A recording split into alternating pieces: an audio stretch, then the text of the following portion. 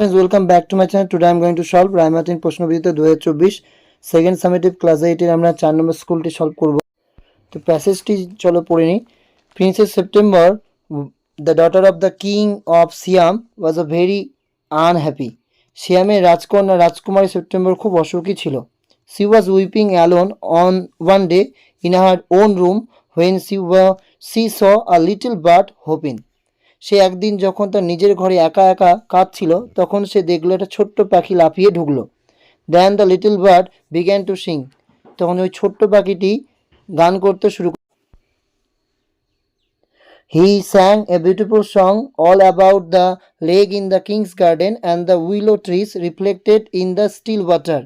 রাজার বাগানের সরোবর, শান্ত জলে উইলো গাছগুলোর ছায়া নিয়ে সে একটা সুন্দর গান গাইল এগুলো নিয়ে। When he had finished, the princess was not crying anymore. তার যখন গান শেষ হলো রাজকুমারী আর কাঁদছিল না। That was the very nice song, she said. খুব সুন্দর ছিল গানটা, সে বলল। Would you want me to live with you? said the little bird. তুমি কি চাও আমি তোমার সঙ্গে থাকি? বলল ছোট্ট পাখিটা। তিনটে প্রশ্ন রয়েছে। Who was Princess September? Princess September was the daughter of King Siam. What was the song about? কি বিষয়ে গানটা ছিল? The song was about the lake in the king's garden and the trees that reflected in the still water. What did the little bird wish? কি ইচ্ছা প্রকাশ করেছিল ছোট্ট পাখিটি? The little bird wished if she would want to live with her. সে কি চায় তার সাথে সে থাকুক। এরপরে রয়েছে true false. Princess September was very happy. False, কারণ আনহ্যাপি ছিল। She was weeping in the garden. সে বাগানে কান্না করছিল না, তার ঘরে। False. The song of the bird was charming. ঠিক। এরপর আনসিন রয়েছে নাসা's new small car-sized robotic lunar probe is now officially orbiting the moon in a quest to seek answer about the atmosphere of the Earth's natural satellite. পৃথিবীর প্রাকৃতিক এই উপগ্রহের বায়ুমণ্ডল সম্পর্কে উত্তর খোঁজার জন্য নাসার নতুন ছোট গাড়ির আকারের রোবটটি চন্দ্র অনুসন্ধান থেকে এখন আনুষ্ঠানিকভাবে চাঁদকে প্রদক্ষিণ করছে। After a month-long journey in space, the Lunar Atmosphere and Dust Environment Explorer spacecraft performed an engine burn last week that took it into orbit around the moon. মহাকাশে এক মাস দীর্ঘ ভ্রমণের পর the lunar atmosphere and dust environment explorer মহাকাশযান গত সপ্তাহে এক engine burn করেছে যা এটিকে চাঁদের চারপাশে কক্ষপথে নিয়ে গেছে। The latest moon mission is designed to gain a better picture of the structure and composition of the moon's thin atmosphere, NASA said. সর্বশেষ চাঁদ মিশনটি চাঁদের পাতলা গঠন এবং গঠনের একটি ভালো ছবি পাওয়ার জন্য ডিজাইন করা হয়েছে বায়ুমণ্ডলের সম্পর্কে নাসা বলেছে। অর্থাৎ the latest moon mission design, যে লেটেস্ট মুন মিশনটি ডিজাইন করা হয়েছে কিসের জন্য? বেটার ছবি তোলার জন্য and composition of the moon's thin atmosphere, আর কি করার জন্য? চাঁদের পাতলা যে অ্যাটমসফিয়ার পরিবেশ সেটাকে তোলার জন্য নাসা সেট এটা বলেছিল। এরপর রয়েছে পাঁচটা প্রশ্ন যেখানে প্যাসেজ থেকে। How does নাসাস spacecraft looked? নাসাস spacecraft looks small car size robotic lunar probe. What is Earth's natural satellite? The atmosphere is the Earth's natural satellite.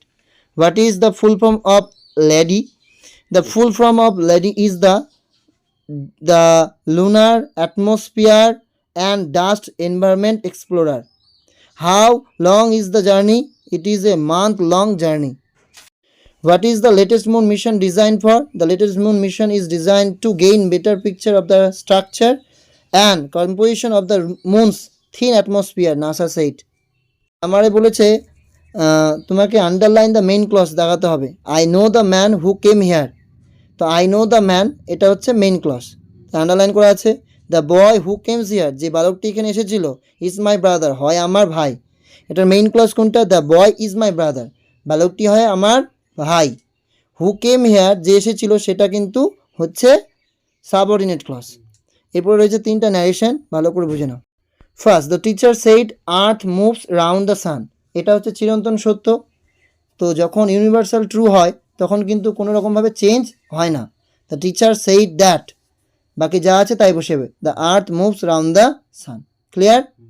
এরপরে বলেছে the boy says I shall go to the market. এখানে আমরা the boy এটা হচ্ছে speaker, সেস কথাটা হচ্ছে আমাদের reporting verb. তো রিপোর্টিং ভার্বটা কিসে আছে? সেস, মানে প্রেজেন্টে আছে। কিসে আছে? প্রেজেন্টে। আর রিপোর্টেড স্পিচটা তাই কি হবে না, কোনো টেন্সগত পরিবর্তন হবে না, কারণ আমরা জানি রিপোর্টিং ভার্ব যদি কি হয় প্রেজেন্টে বা ফিউচারে থাকে তাহলে কিন্তু টেন্সের কোনো পরিবর্তন হয় না। তাহলে চলো দেখি, দ্য বয় সেস দ্যাট, কেন এটা অ্যাজারটিভ সেন্টেন্স তাই কমা উঠে কি হলো দ্যাট। আইটা প্রোনাউন চেঞ্জ হবে, আই কাকে বোঝাচ্ছে? সাবজেক্টকে, দ্য বয়, এই জন্য হয়ে গেল হি।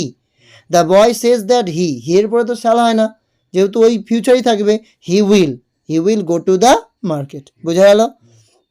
The girl said I am singing now, এখানে আমরা দেখতেই পাচ্ছি রিপোর্টিং ভার্বটা কিন্তু রিপোর্টিং ভার্বটা কিসে আছে? পাস্টে আছে। তাহলে স্বাভাবিকভাবে কী হবে? নিয়ম অনুযায়ী চেঞ্জ হবে। তাহলে কি হবে? আমরা জানি প্রেজেন্ট কন্টিনিউয়াস থাকলে সেটা কি হয়ে যায়? Past continuous. প্রেজেন্ট কন্টিনিউয়াস থাকলে past continuous. The girl said comma উঠে কি হলো? দ্যাট। আই কাকে বোঝায়? সাবজেক্টকে, সাবজেক্ট তো গার্ল মেয়ে, এই জন্য কী হয়ে গেল ওটা? সি। অ্যামিজা থাকলে কি হয়? ওয়াজ ওয়্যার, মানে প্রেজেন্ট কন্টিনিউয়াস থাকলে পাস্ট কন্টিনিউয়াস, এই জন্য সি এর পরে কি হলো? ওয়াজ। সিঙ্গিং নাও থাকলে কি হয়? দেন। তাহলে উত্তর কি হলো? The girl said that she was singing then. এরপর রয়েছে স্টোরি, যে স্টোরিটা খুব গুরুত্বপূর্ণ। দ্য ইম্পেরিয়াস কিং, এক উদ্ধত রাজা।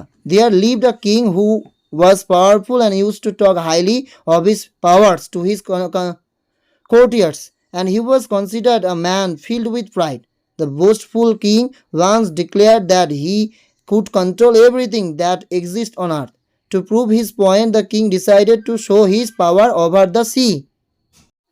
Thus he took his courtiers to the seashore and in an arrogant tone ordered the waves to move back, but the waves disregarded his command and lashed at his king's feet. It was the king who moved back in fear and shock as it is unexpected to him. Pride is at the root of all big mistake. অহংকার সব বড় ভুলের মূলে রয়েছে।